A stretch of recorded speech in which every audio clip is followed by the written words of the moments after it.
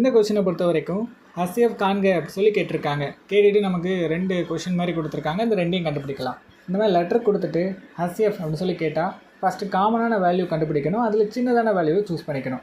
நான் இந்த 2 டேர்மில் இந்த சைடு இருக்க டேர்மை எடுத்து எழுதிக்கிறேன். எழுதியாச்சு. ஓகே, இப்போது இதில் 4 இருக்கா, அதை 2 ஸ்கொயர்னு எழுதிக்கலாமா? ஓகே, 4 வந்து 2 ஸ்கொயர்னு எழுதிக்கிறேன். 2 ஸ்கொயர், இது A ஸ்கொயர் அப்படி இருக்கட்டும், -1. இது ரெண்டுத்துக்கும் தனித்தனியாக ஸ்கொயர் இருக்குது பாருங்கள். அதை வந்து ஹோல் ஸ்கொயராக போட்டுடலாம். அப்போ 2A த ஹோல் ஸ்கொயர் -1ன்னு எழுதிக்கிறேன். இப்போது 1 ஸ்கொயர் பண்ணால் என்ன வரும்? 1 தானே வரும். அப்போ 1 ஸ்கொயர்னு எழுதிக்கிறேன். எதுக்காகனா இப்போ இந்த டேர்மை பாருங்களேன் எப்படி இருக்குது. A ஸ்கொயர் -B ஸ்கொயர் ஃபார்முலாவில் எந்த மாதிரியே இருக்கா? ஓகே, ஸோ இந்த ஃபார்முலா எப்படி பிரித்து எழுதிக்கலாம்? A + B A - Bன்னு எழுதிக்கலாமா? Okay, so அந்த கான்செப்டை பேஸ் பண்ணி இந்த டேர்ம்ஸையும் பிரித்து எழுத போகிறோம். வேறு ஒன்றும் கிடையாது. A இருக்க இடத்துல 2A போட போகிறோம், B இருக்க இடத்துல 1 போட போகிறோம். அப்போது 2A + 1, அதுக்கப்புறம் என்ன வரும்? 2A - 1ன்னு வருமா? சூப்பர்.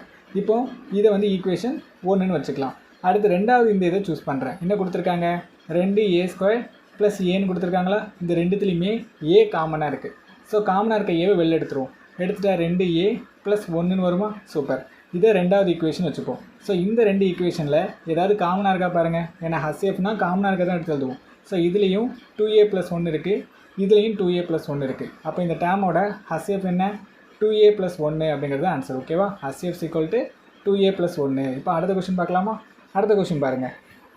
இந்த கொஸ்டினில் நமக்கு ஃபஸ்ட்டு இருக்கிற டேர்மை நான் சூஸ் பண்ணிக்கிறேன். இது ரெண்டுத்துலேயுமே ஏங்கிறது காமனாக இருக்குது. ஸோ ஏ வந்து வெளில எடுத்துருவோம். எடுத்துகிட்டு என்ன வரும்? A ஸ்கொயர் - 9x ஸ்கொயர்னு வருமா? சூப்பர். இப்போ அடுத்து என்ன பண்ண போகிறேன் அப்படின்னு பார்த்தீங்கன்னா, இதில் வந்து இந்த 9 இருக்குது பாருங்கள், அது என்னென்னு எழுதிக்கலாம்? 3 ஸ்கொயர்னு எழுதிக்கலாமா? ஏன்னா 3 ஸ்கொயரோட வேல்யூ 9 தான். அப்போ ஏ இங்கே என்ன வரும்? A square - 3 square x square whole ப்ராக்கெட்னு வருமா? ஸோ ரெண்டும் தனித்தனியாக இருக்குது, அதை ஹோல் ப்ராக்கெட்டாக போட்டுக்கலாம். A square - 3x the whole ஸ்கொயர்னு எழுதிக்கலாமா? சூப்பர், எழுதியாச்சு. இப்போ இதை பார்க்க எப்படி இருக்குது? A ஸ்கொயர் - B ஸ்கொயர் ஃபார்முலாவில் இந்த மாதிரி இருக்கா? ஆல்ரெடி சொன்னல, அது எப்படி பிரித்து எழுதிக்கலாம்? A + B A - Bன்னு பிரித்து எழுதிக்கலாமா? அதே கான்செப்ட் தான். என்ன, இதில் A இருக்க இடத்துல A தான் இருக்குது, B இருக்க இடத்துல 3xன்னு இருக்குது. ஓகேவா? ஸோ அதை பேஸ் பண்ணி சப்ஸ்டிட் பண்ணுவோம். ஏக்கு பதிலாக A ப்ளஸ் பிக்கு பதிலாக 3x. அதே மாதிரி A - 3xன்னு எழுதிக்கிட்டேன். ஓகேவா? இதை ஈக்குவேஷன் 1ன்னு வச்சுப்போம். இப்போ இந்த டேர்மில் ஏதாவது காமனாக இருக்கா பாருங்கள். இதுலேயும் A - 3x இருக்குது, இதுலேயும் A - 3x இருக்குது. ஸோ சொன்ன ரீசன் பிரகாரம் காமனாக இருக்கிறது எடுத்து எழுதிக்கணும். A - 3x. இது ரெண்டில் பெருசு எது அப்படின்னா 3x ஸ்கொயர்டு தான். அப்போ அதை சூஸ் பண்ணக்கூடாது, சின்னதை தான் சூஸ் பண்ணணும். அப்போ இதுதான் இந்த டேர்மோட HCF. ஓகேவா?